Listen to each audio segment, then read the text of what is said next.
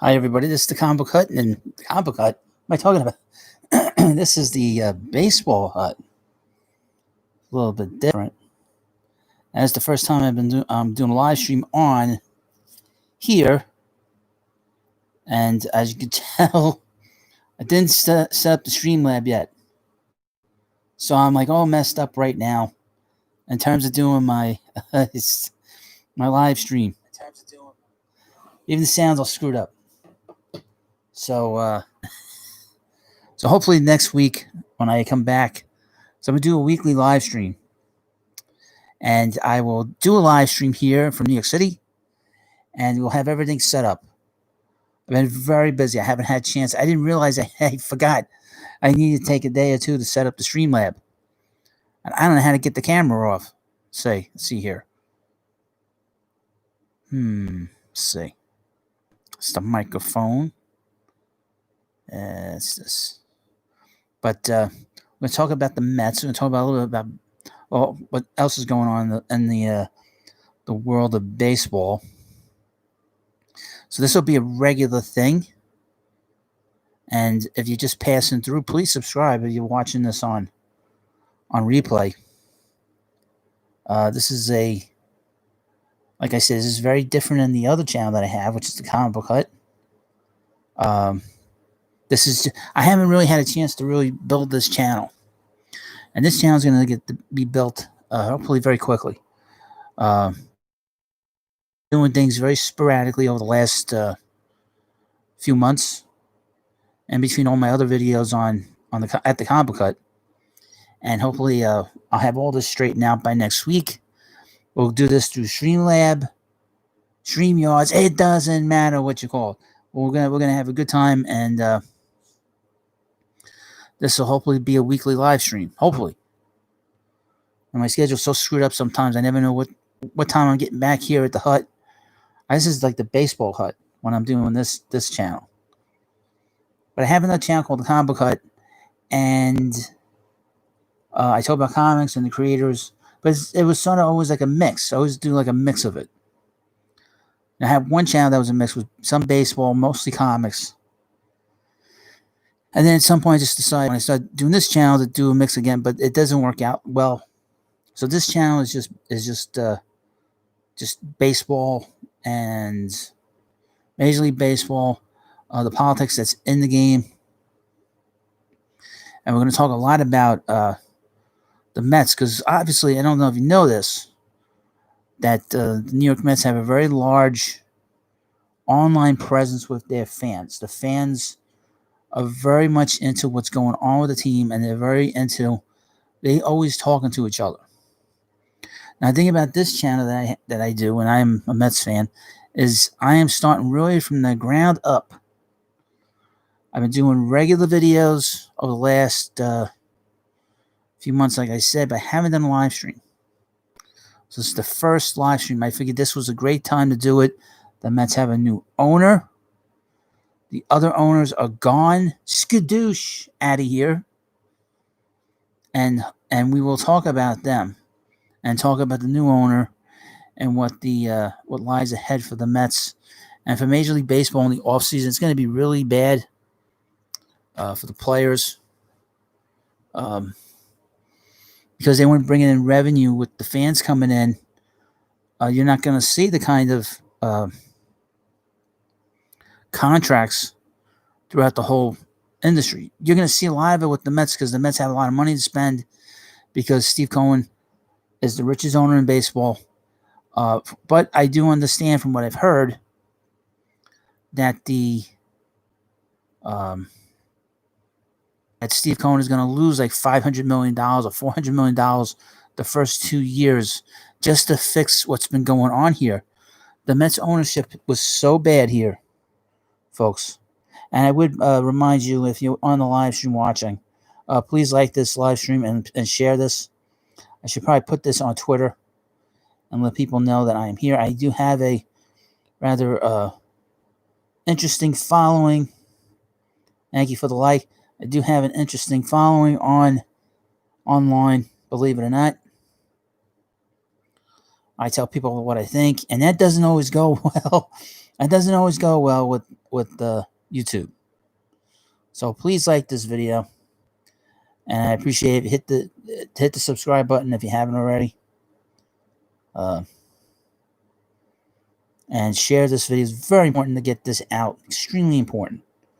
I spent a lot of years working on stuff online, and this is really the first time I've done a channel that is primarily baseball. And this is not going to be easy because I don't know anybody that plays baseball. I'm not an industry guy. So it's a little bit different than the comics. Because with the comics, I always felt I could do it on my own. But with baseball, it's very different, obviously. So let me send this on to Twitter. If you don't mind the delay. Let me go to this on my Twitter account, which you will find. Hold on a second. Be right with you.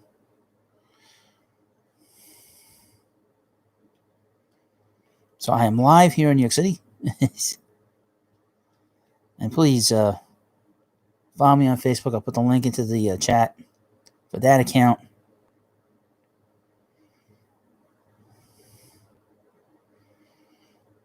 If you have any things to say, please leave comments. Please leave likes.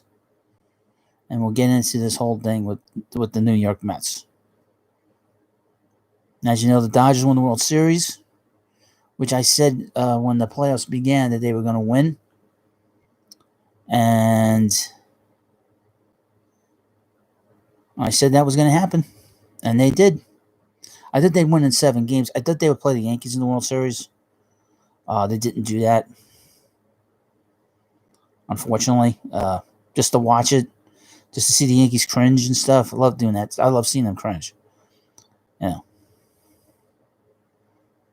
All right.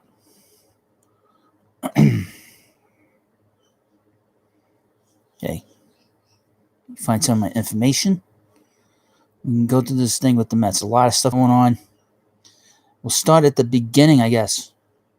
Where do we start? Where do we start with the beginning? Well, let's see. Let's go back to 1980.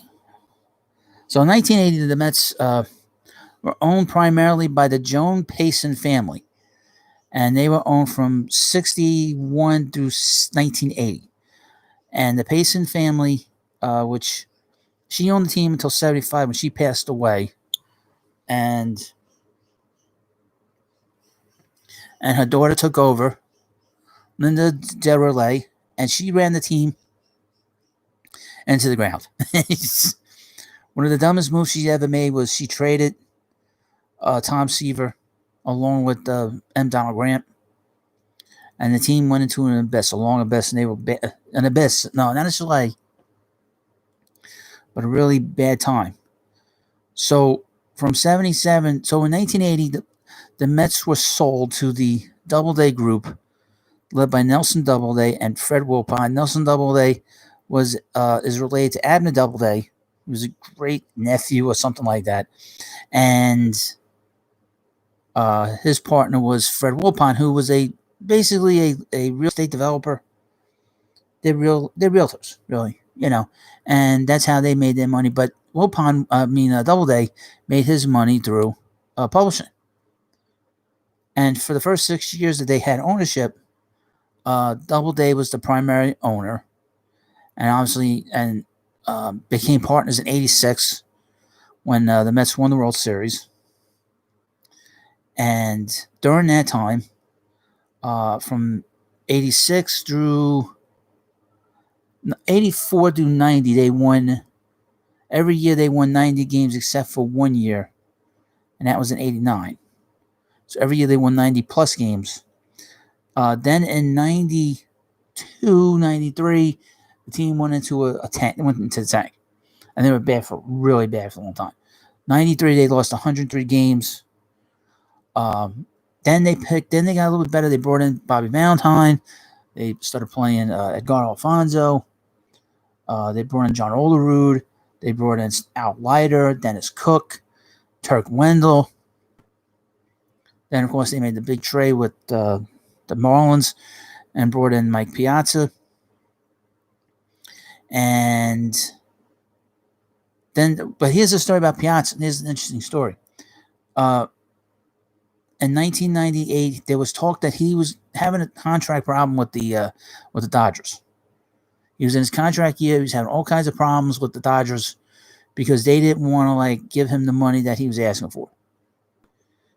So instead of giving him the money, they traded him to the Marlins. He was with the Marlins for about a week. That Friday, it was May 14th, he got traded. It was a Friday, if I remember right. Or May 15th, something like that. May 14th. And he played for the Marlins for about a week. So the following week, there was talk, well, maybe the Mets should pick up Mike Piazza.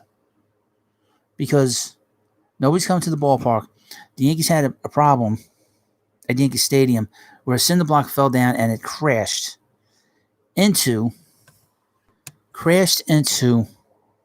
one of the seats and destroyed one of the seats. So the Yankees played at Shea Stadium. And unfortunately, they played at Shea Stadium. And the place was going crazy with the Yankees playing that one game. So then a couple of days later, the Mets played the Reds, and nobody was there. So Mike Piazza and, Mike Francesa and Christopher Mad Dog Russo went on the air and basically for the next few days and just berated the Mets, saying that he had to bring in Piazza. So the story goes is that Nelson Doubleday, who listened to the fan every day all those years, had heard that maybe the Mets should do it just to bring people into the ballpark. So he went into the GM or the GM's office, Steve Phillips, and said, "Look, why don't you look into getting him?" Now the rumor was that Friday that the Mets were out of it. They weren't really interested. I mean, Phillips said he wasn't interested, and what happened? What happened was that he was going to get traded to the Cubs. I don't remember the players that were involved with that trade, but the story is Piazza took a shower. He thought he was going to get traded to the Cubs. He got out of the shower. His agent called him and said he got traded. He's like, okay, where did I get traded to? He's like, I got traded to the Mets. So that story, so that Friday was a big announcement. That Saturday played his first game, but the whole story was that Wilpon really didn't have much of a role in it. It was all Doubleday's idea, and that sort of was a bone of contention between the owners. And then 2000, and they went to the World Series in 2000, went to playoffs in 99. But then in 2002, they parted ways. The ownership parted ways.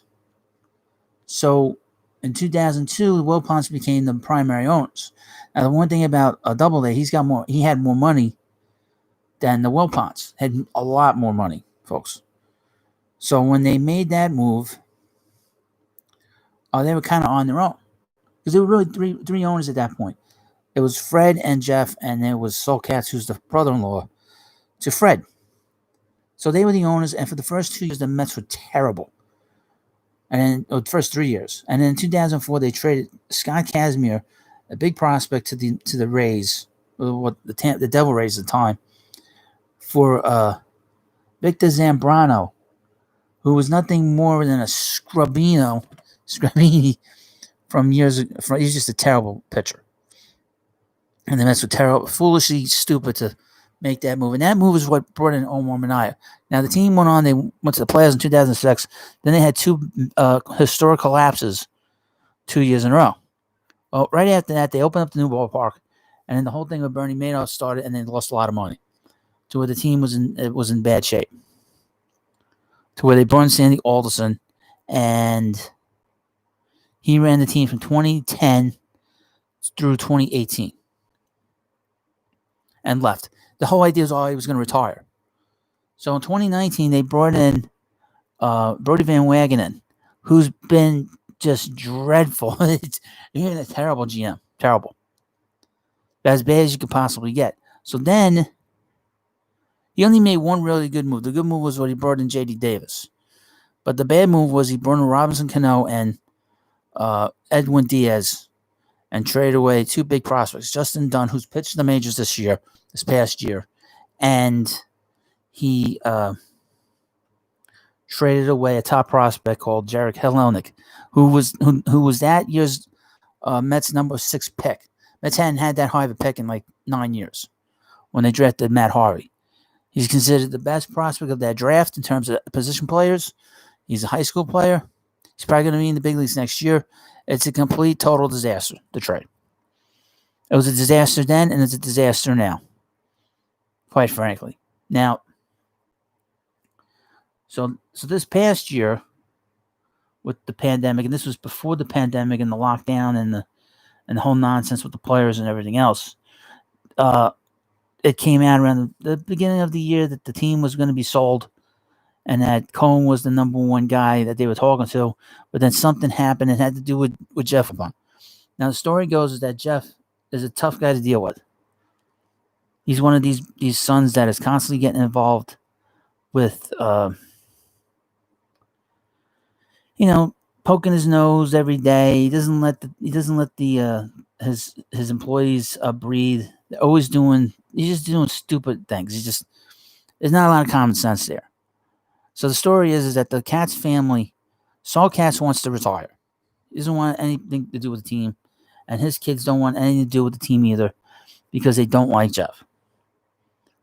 And they need a partner. So they had Cohen, who was a minority owner, and they basically been negotiating with him. And then it looked like it wasn't going to be him, and then he sort of came back, and then you had this whole nonsense with A-Rod and Jennifer Lopez. That was never going to happen. You can't have an owner that's been suspended because he was cheating with steroids. And you have like two people that are not married as being owners of a team. They're engaged. Well, that's great. But they've not gotten married. I would say please like this video if you haven't already. And I'm going to be doing these videos every week, hopefully, and on a regular basis. So here we are. So yesterday, we find out that Steve Cohen is now the new owner, and he's the richest man in baseball, the richest owner. Now, he put out a couple of statements, and the Wilpons put out statements. I'll read some of the statements. I'll put out the statement by, see if we can find Steve Cohen's. That might be Steve Cohen now. Calling the baseball hut right now. All right.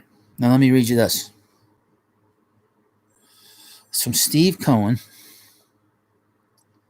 Well, this is about the community. All right. Let me read you from Fred Wilpon. On behalf of the Wilpon and Katz families, we're very pleased with the results of today's ownership vote. We'd like to thank Commissioner Manfred, who got booed at the World Series. Thank God. And he didn't like it. We should boo him some more. He deserves it. For his leadership and guidance through this process. It has been a privilege and honor for our families to have been a part of this great franchise for the past 40 years. We would like to express our deep appreciation for our loyal and passionate fans who have consistently supported this organization throughout the years. We'd also like to thank the many great players, managers, coaches, and dedicated employees of whom we've been privileged to work with through the years for their commitment to the interest of our organization, our industry, and our community. I know that Steve Cohen and his family share the same passion we've had for the Mets and for this city. Steve will continue and will build upon this organization's long-standing commitment to the support of our community and of those in need, which is especially important at this time. He shares the view that Saul, Jeff, and I have long held, that ownership of the Mets is a public trust. Yeah, but I'd like to see you guys win. You guys never won a World Series. You won a World Series with Nelson. I want to see you guys, you stupid assholes, win a World Series. How about that? You couldn't have done that. I know that he will take that as seriously as we always have. Steve and his family are lifelong Mets fans, and we wish them and our fans nothing but success on and off the field in the future. Now, here's the thing. The Mets have had really great players, and the Mets, as an organization, wasted years, great years for great players. David Wright wasted 3, 4 years of his career, the middle of his career, on bad teams. 09, 2010, 2011, 2012, 2013. 4 years, 5 years wasted at his prime. Let me show you some of the records of this Met team over the last few years. And that's the thing that upsets me the most. Now, I can't show you because I'm on Streamlab, but I'll tell you some of the records, specifically those years that I was saying. In 2009, 70 and 92. 2010, 79 and 83. 2011, 77 and 85. 2012, 74 and 88. 2013, 74 and 88. 2014, 79 and 83. You wasted all these years with David. All these years you could have put a really good team around him, and you were just sort of dragging your feet because you didn't have any money. 2018. We'll skip. They did 2 years. They went to the World Series and they had a wild card berth. 2017, 70 and 92. 2018, 77 and 85. Unacceptable. Let's see. So in 2002, when they took over the club, we're talking about 19 seasons. 1, 2, 3, 4, 5, 6, 7, 8, 9, 10, 11, 12. 12 of the 19 seasons, they had losing records. That is unacceptable. Unacceptable. First of all, they should have won in 2006. They should have won in 2006. They had injuries. Understand that. Should have went to the World Series. 2007, 2008, it was a disgrace. 2007, they should have fired Willie Randolph. It was a joke. Why didn't fire him is beyond me. They should have been fired. Okay. Anybody that watched that team in 2007 realized that Willie was not capable of taking this team to the next level. Okay. And they didn't do that. And then you bring in his bench coach. His bench coach, who was a complete total disaster, and Jerry Manuel. Oh, Jerry, he's such a funny guy, making jokes about how the Mets are losing this and the Mets are losing that. Please, Jerry, give me a break. And then they bring in Mickey Callaway, which I didn't have a problem with at the time. But looking back on it, he was a disaster. He says to the media that he's going to love the players more than any players that have been loved. You have guys like Jacob deGrom now. He wins 2 Cy Young Awards in 2 years. And you can't build a great team around him. It's terrible. Now, I would point out in 2019, they won 86 games. They had a really great August and September. But that team was a disaster. Callaway should have gotten fired in that season. They had some bad games. He should have got fired. Now, Callaway showed that he was not up to the task several times, specifically in that second season. As you know, we had that infamous situation where he did not. He didn't write the lineup down right. He screwed up the lineup. Guys were batting out of order. That's his screw up. I'm glad he's gone. He was a complete total disaster. Then they bring in Beltran. They said that the pitch was to bring in Beltran was because, you know what? He is a character guy, and then meanwhile he's part of the cheating scandal in Houston. Please. So then they had to fire him. Then they bring in Luis Rojas. I know this is a tough situation with him. Him being a new manager and a young guy. But you know what? I was not too impressed with him, folks. I did not like what he was doing. He looked very much... he just didn't have a feel for the game. And I know that the Met broadcasters, they were trying to do their best to sugarcoat it. I didn't like what I saw. The fact that they had to bring Todd Frazier back tells you that the team had a concern about the energy in that clubhouse. And that's how I feel about him. I don't know what Stevie Cohen is going to do with in this situation with Rojas, but I am not a fan of his. That I can tell you. That's for sure.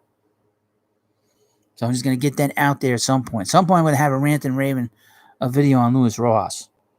But I got to give him a chance. It's only 60 games. If they fire him, it wouldn't shock me. Or reassign him to some part in the organization or put him back on the bench. And as you know, if you don't know, the Mets brought back, and they're going to bring back Sandy Alderson to be the president. So he's basically going to take over Saul Katz's job. I don't know if he's going to be part owner, but he's going to have like a lot of say in what's going on now. And the Mets need a big like baseball guru at the top of this thing. They're going to restructure the whole team. The whole team's going to get restructured. And it needs to be. This is a bad situation. They need to fix the whole thing. Now, I would point out that the Mets do have a decent farm system. They brought in they've had some really good players on this team develop. Let's read some of the names. And some of you may know, some of you may not know. Pete Alonso, you know who he is. It's the 2019 Rookie of the Year. See, the thing about Pete is he's got the kind of swing. He's not good in a short spurt. He's a great player over 162 games. Over a 60 game span, he's not nearly as good. But at the end, he was carrying himself at the end. The last week, he got his numbers back where they needed to be a little bit. It's hard to judge some of these players based off of 60 games. Ahmed Rosario, who's 24 years old, but I am not a big fan of his. I don't really care for his. I don't know. He just doesn't have like the baseball brain. He's not nearly as good of a shortstop as Andres Jimenez, who's a great shortstop. Jimenez is going to get some votes in terms of just Rookie of the Year because he was a great shortstop. He's a great defensive player. Can play short, can play second, play third. He's Gold Glove all the way around. Jeff McNeil. I'm just going to go through the players that Sandy has developed. Jeff McNeil. He's already an all-star. He's hit over 300 in all of his seasons that he's been to the big leagues. He's a 319 hitter after 1,000 at-bats. Pretty good. They came very close to trading him to Seattle. Thank God they didn't do that. So I would play him on the infield if it were me. I'd play him at third. I would not play him in the outfield. I mean, he ran into a wall this past season, and he hurt himself pretty good. I'd rather just play him in the infield. He's an infielder. Play him at third. The Mets could do no wrong with that. Then we have Brandon Nimmo, who was the first round draft pick of 2011. I think he'll be traded. I think he'll be traded over the next coming weeks. Specifically, if they bring in a center fielder. We'll get into some different players. Then we have Michael Conforto, who's probably one of the bigger questions in the offseason for the Mets coming up. Let's see. He had a very good 2 months. And they probably should sign him to a long-term deal. Money's not going to be an object with him, I don't think. I don't think that will be a problem. Hit over 300. He just had a great season. Great 2 months, and hopefully he'll continue that. But they got to sign him. Then we have the curious case of Dom Smith, who is woke, who is woke, but up until last year, he was sort of like, going through the motions as a big leaguer and going through the motions as a professional. About 4 years ago, actually in 2018, he came into camp out of shape. He got sent home he came late to 1 year he was out of shape. Then the following year, on the Mickey Callaway, showed up to camp. He showed up to a game late. He got suspended for a couple of days. And he started going through the motions.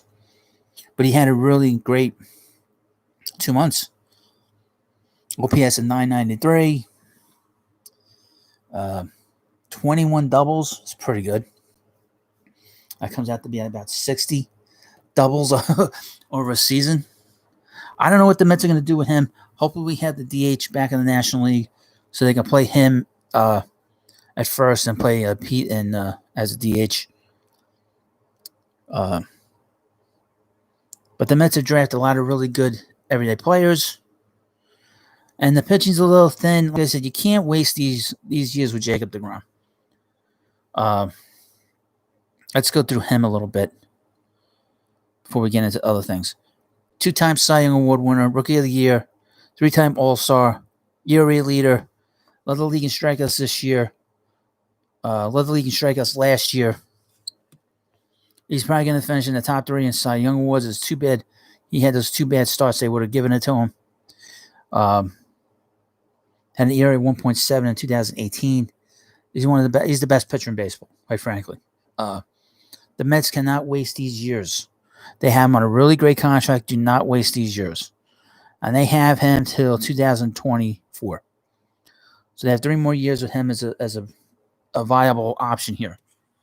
And as the number 1 star. They cannot lose him and lose those years. So they have to make the playoffs next year and hopefully go to the World Series. Please like this video if you haven't already. Over the next few weeks, we will be doing regular live streams. Hopefully every Saturday night. Hopefully. Definitely every Saturday, I think. Hopefully. We'll see what I feel like doing, because when I have a very crazy schedule. Never know when I'm getting home or when I'm getting back to the comic book hut or the baseball hut, whatever you want to call it. And next week I will have everything straightened out with what's going on here on my channel. So this sort of blue screen you just see here, which is blue masking tape, will be gone. You'll see my cartoon image, my wonderful cartoon image. But so now we look forward to what's going to happen now. And since money is no object, already Steve Cohen has said he's reinstating everybody's salaries that have lost salaries due to the virus and the lockdown. He's investing $17.5 million in the area of Citi Field. For 25, 30 years, the Mets have had an issue with what's been going on across the street. The Mets and the city have been fighting these people for a long time. Hopefully with Steve Cohen going in there, they'll put in a little village. I know that there's been talk about it for 20 years, about cleaning up the area. The area is getting clean, but it's taking forever. Hopefully Steve Cohen can incentivize the neighborhood to go even further. It looks much better than it did 20, 25, 30 years ago. That's for sure. I used to go to the games when I was a kid. My friend, he's a little bit older than me, he had a car. So he would drive there, and when Shea Stadium was there, and it was during the 80s where the place was packed, and he would park his car across the street in the junkyard, down the side streets. And nobody was going to take his car because his car was a piece of junk. They probably thought it was just a junk car. And we would walk across the street, and go into the ballpark, go into the stadium. But now it's cleaned up now. I mean, it looks a lot better than it did back then, but it still doesn't look great. The side streets are still a mess. And there's actually somebody that lives in the neighborhood over there. I don't know who lives there, but I know that somebody lives there. But excuse me. So we will see what happens over the next couple of months and years, how things are going to change. But the fact that he's investing money, which the Wilpons never did. I mean, they can talk about community all they want, but they never invested that much money into the community like that. So hopefully things will really start to move. That's the one thing about this guy. He wants to win. He loves the team, and it's very exciting. I'm very excited about it. I think everybody else is. Now the Mets aren't going to be shopping in the bargain bin like where I am right now, this live stream. But I hope you're enjoying this live stream. So I've been spending a lot of time thinking about what I'm going to be doing in the live streams. I'm trying to get a guest on. I don't know if I can get this guest on. So I asked somebody, can they get a certain guest on? I'm not going to say who. Hopefully, I can get somebody interesting for you to want to watch, and hopefully, I can get my live streams up and running the way I want them to. So we'll have graphics. I don't know if I'll be able to share stuff, but I'm gonna have graphics and all this other stuff, and we're gonna have a good time doing this stuff, and you will see. But please like this video if you haven't already, and thank you for coming by. But let's see. Where do the Mets have holes? Let's see. We have a problem pretty much everywhere. Oh no, that's not true. Well, they don't have a catcher. Let's not have a catcher. Wilson Ramos looks like he's past his prime. They brought him in last year. He hit really great. But this year, he did not look great. He's not a strong defensive catcher even before this year, but he really took a step back in terms of his offense. That's too bad because I really like him. He really was a great hitter last year. Had a lot of big hits last year. And they're going to need to bring a big catcher in. JT Realmuto's the guy we've been hearing. But also been hearing he doesn't want to play in New York. So I don't know how that's going to fly. But then again, money talks, folks. Money talks, excuse me. Money talks. Then we have at first base. The Mets have two first basemen. They have Pete Alonso and they have Dom Smith. Now with both of them, they can play every day for any team. But if the DH is going to be in the National League, you can do what they kind of did this year. Play Pete, be the primary first baseman, play Dom every day, play a little outfield, play a little bit of first, bring in Dom late in the game. They play defense. But at some point, you're going to have to pick somebody to play first. I would stick with Pete. I think Pete had a bad defensive year because it's just a bad spell. I mean, it's 60 games. It's tough. Second base, Mets' primary guy is Robinson Cano. He had a good 60 games, but he was hurt. And he miraculously came back from injury. He's got 3 years left on his contract. If the Mets had the DH in the National League now, you can DH him. You don't have to play him every day. You can play him at second a little bit, maybe first a little bit if you want, or third. Played third in 2018 with Mariners. Shortstop is an interesting call. The Mets have Ahmed Rosario, who's been the shortstop for the last few years, but he's not and he played good defense, but he's not nearly as consistent as you want him to be as, say, defensively as Jimenez. But Jimenez only played 60 games for the Mets. So I don't know where they're going to go with short.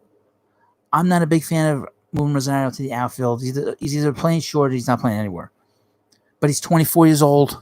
That's the only thing. Then we have the third baseman, which they really don't have a third baseman. I think they should play the Squirrel, Jeff McNeil there. J.D. Davis. I think he's better off in the outfield, quite frankly. And be a DH. The Mets could probably move him and get a lot for him because he can really rake. He's a great hitter. He's smart. He's really smart. Then the outfield, left field, I think you kind of have like a revolving door. Right field is Michael Conforto. It's all about re-signing him. In center field, we have the free agent George Springer, who's a better player than Brandon Nimmo. I would look into bringing him in here. Hold on, I need a drink. Look.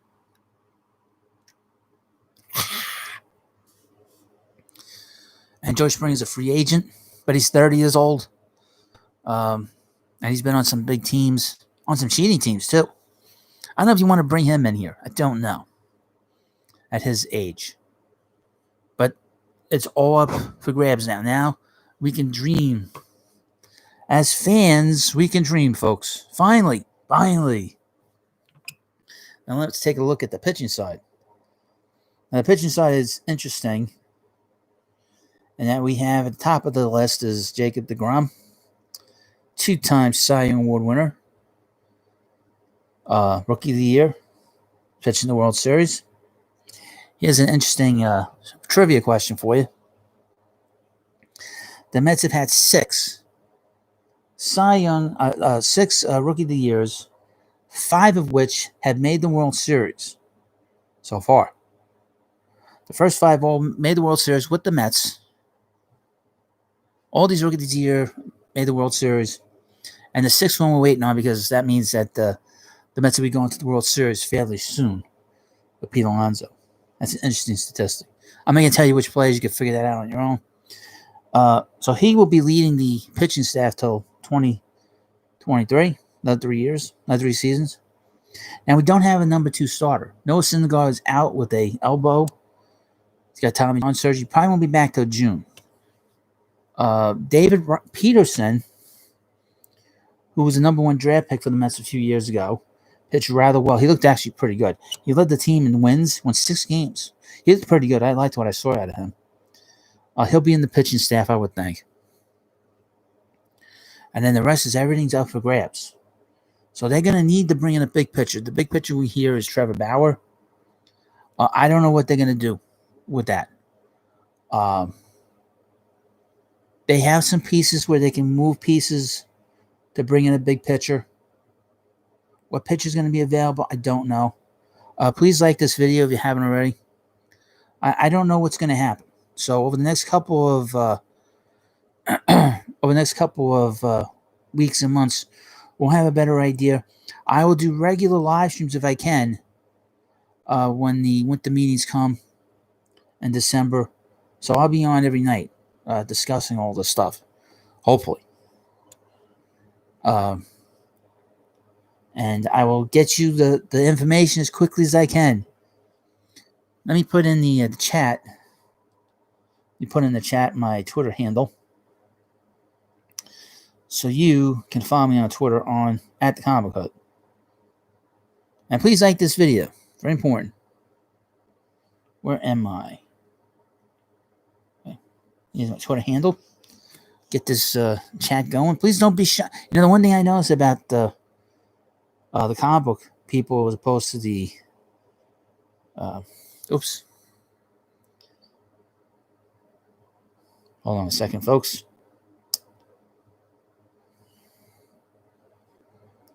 Sorry about that. A little technical difficulty. All right. Let me put my handle in. And please forgive me for this blue screen. I will have everything straightened out by next week. That I can tell you. All right.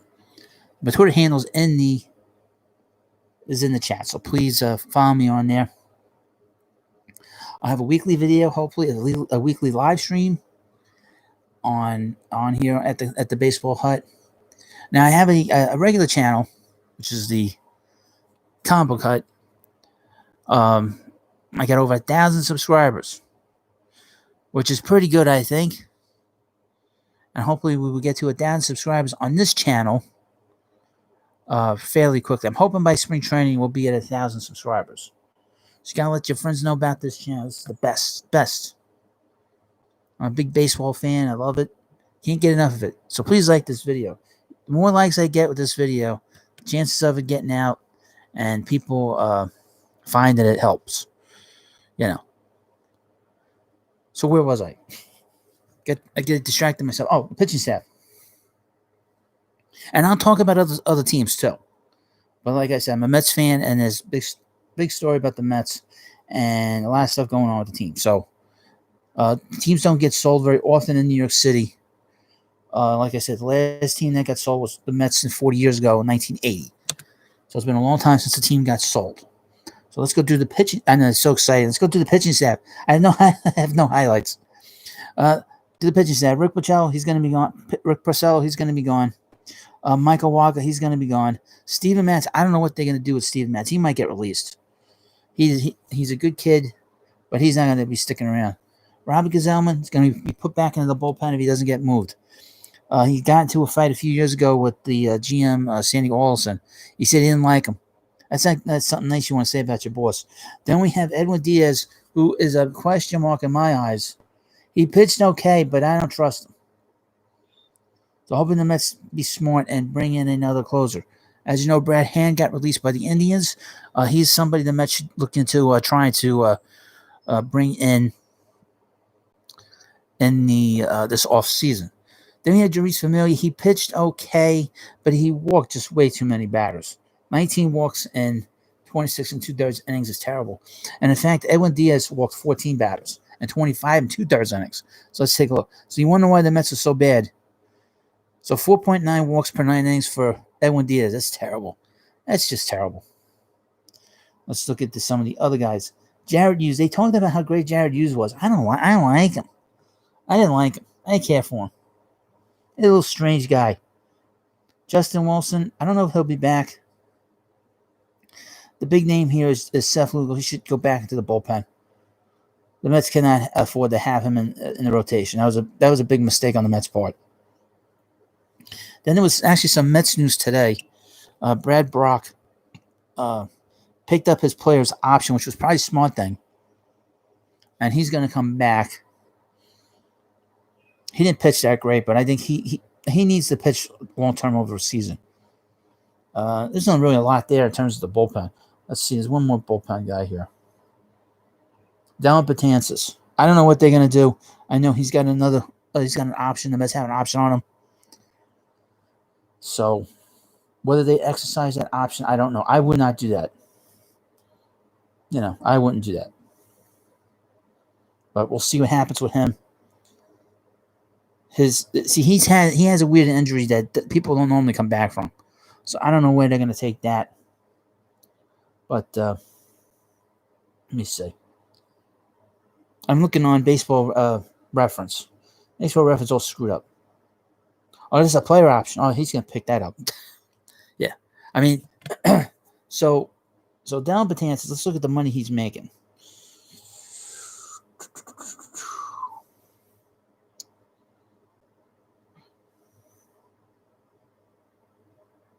Let's see.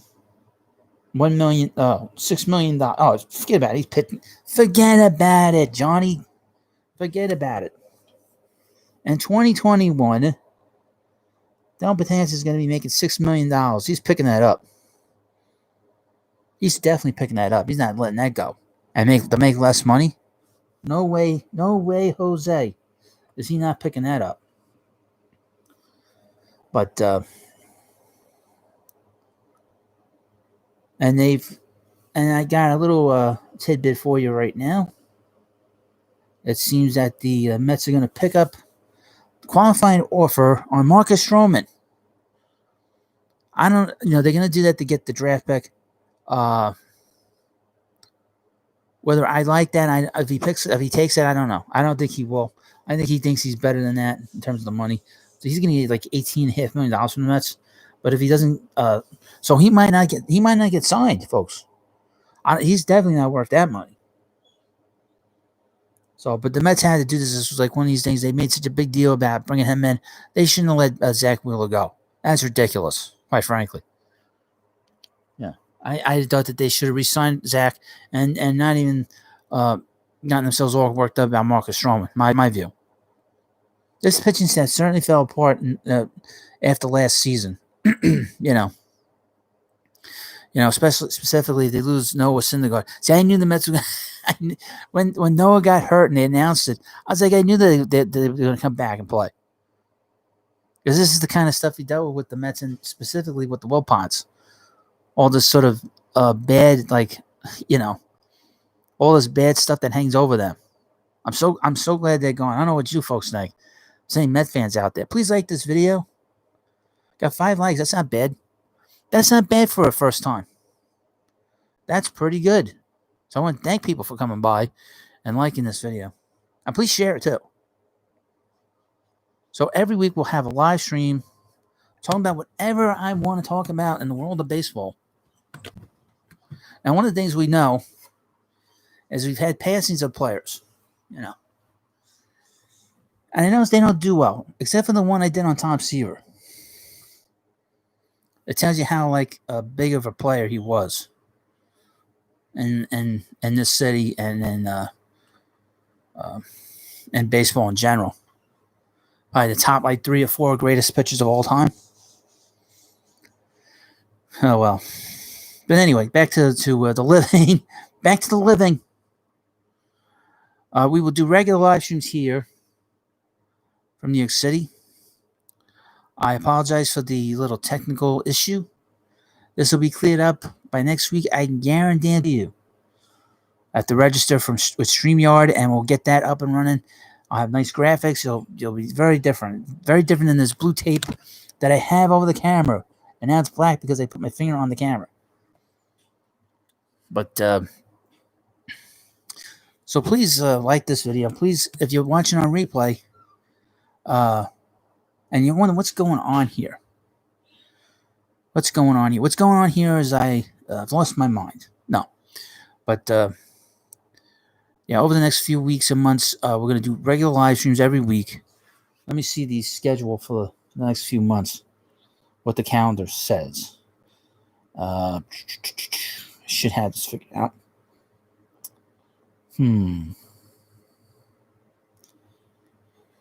Now, when Christmas comes around, New Year's comes around, those fall on a Friday.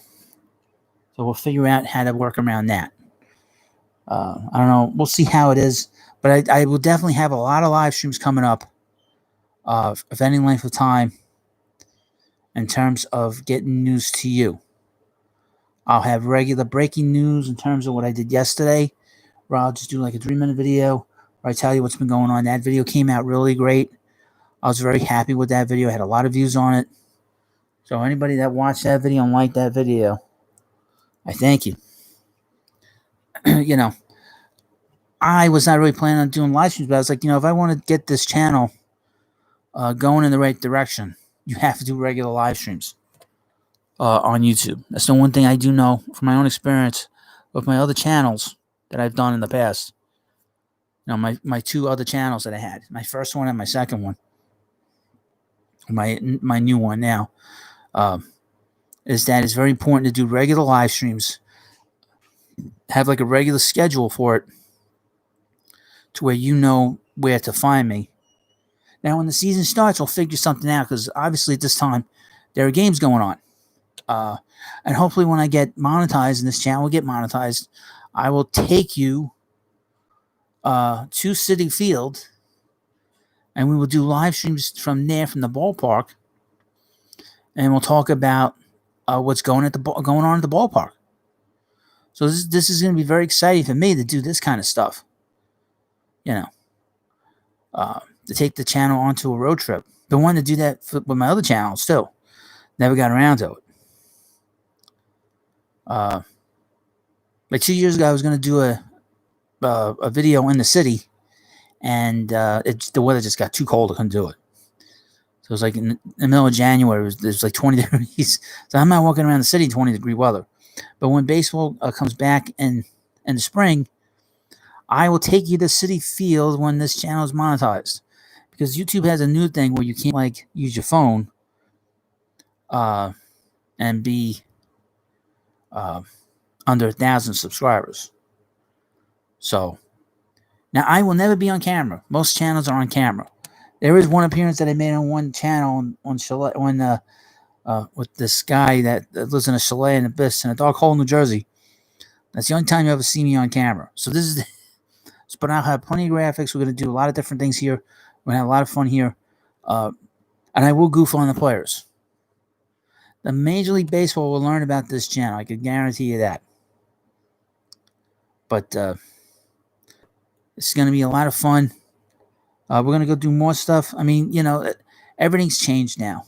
The Mets are now in the game. They might be the only game in town.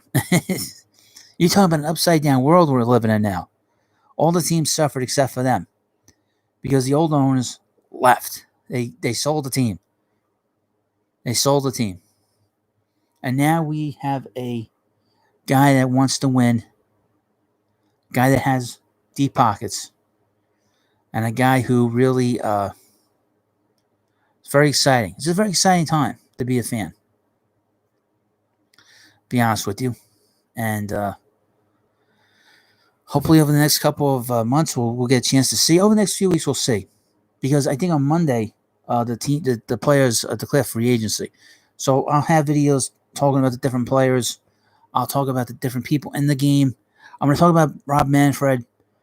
He was booed viciously, which I loved, by the fans down in Texas. He's going to get booed everywhere he goes. He might be the most hated man in baseball now. As a fan, I don't like him. He's condescending. He's an elitist. He's not Bud Selig. Bud Selig was.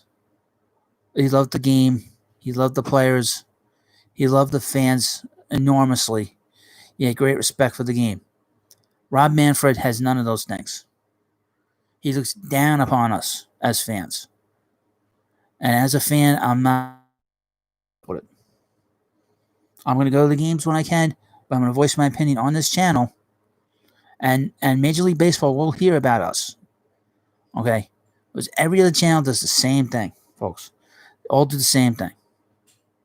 But they will hear from me, and they will hear from us. We deserve respect, and we're not going to be told that we're terrible people because we're not Marxist. So we are going to do the best we can to get our voices heard towards Major League Baseball. Major League Baseball will hear from all of us, specifically when we come back in April. Hopefully we'll be back. There'll be fans back in the stands. Hopefully I'll be back in the ballpark too myself, and I will let myself be known, specifically on this channel. That's for sure. And I will hopefully do regular videos from Citi Field, do regular live streams from Citi Field, and we're going to have a lot of fun making fun of the players, making fun of the opposing players, and just talking about different things that I find interesting. Hopefully you do too. And I'm going to keep doing this channel as long as I can. But I got it. We have to get this monetized. My other channel, my primary channel, is not doing as well as I'd like. All intents and purposes, this second channel is to support the first channel, quite frankly. I was hoping that this would help it. It really has not boosted in any way. So I'm going to put all my energy into this new channel. We're going to have a great time here. And I think I know what you want me to talk about, I think. So we have a chance to really do some great things here. And like I said, we want to get our voices heard. Not just because, one thing I notice about fans online, I don't know how it's going to be now without the Wilpons here. It's going to be a lot less complaining. But I don't find that the fans on Twitter specifically want to confront the journalist online. And when you do confront them, and I've done this in the past, they ignore you. And I'm getting a little tired of it. I will start doing videos on these journalists over the next few months as a way to let them know that I'm onto their game and we're onto them. Okay, I don't want to see anybody be belittled. If we're spending all the money that we do on the products, going to the games, buying the food, having our families go there, I'm not going to allow them to do that to us. So, and the media is a fake sports media that we deal with. They're fake news. They're fake sports media. And we don't deserve to be treated like that or talked to like that from anybody. Especially if we're going to be spending as much money as we do going to these games.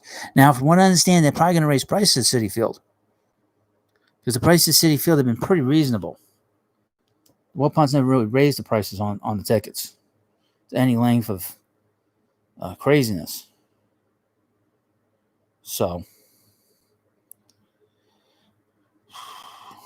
I'm not used to talking off the top of my head. So, I'm going to be wrapping this up shortly. And like I said, I'm going to get guests on. I'm trying to get one guest on. That's going to be a while.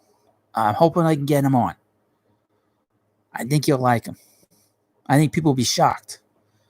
I think the people on the other side of what I do will be shocked by who I'm going to get. I'm shocked they had that kind of pull, quite frankly. But we will see. But please subscribe to the channel. Please subscribe to the Baseball Hut. Like I said, we're going to do a lot of different things here. This is a very different channel than other channels that you've seen. I'm not on camera, although I've been on camera. I'll never be on camera. Nobody wants to see me on camera again. Oh boy. So I want to thank everybody for coming by. My connection is unstable, which happens here at the comic hut most of the time when I do these live streams. But I want to thank everybody for coming by. Please like this video. Please subscribe to my new channel, The Baseball Hut. And if you're watching me on replay, please leave comments in the comments section when this uploads. Won't upload till tomorrow. I'll be back. We'll have more stuff tomorrow. I don't know where we'll be on. I'll be back next week on a live stream talking to you all here from New York City. And that's pretty much it, you know. And of course, please subscribe to my other channel, The Comic Book Hut. And I have my link into my Twitter account for the Baseball Hut. It's called Hut Baseball.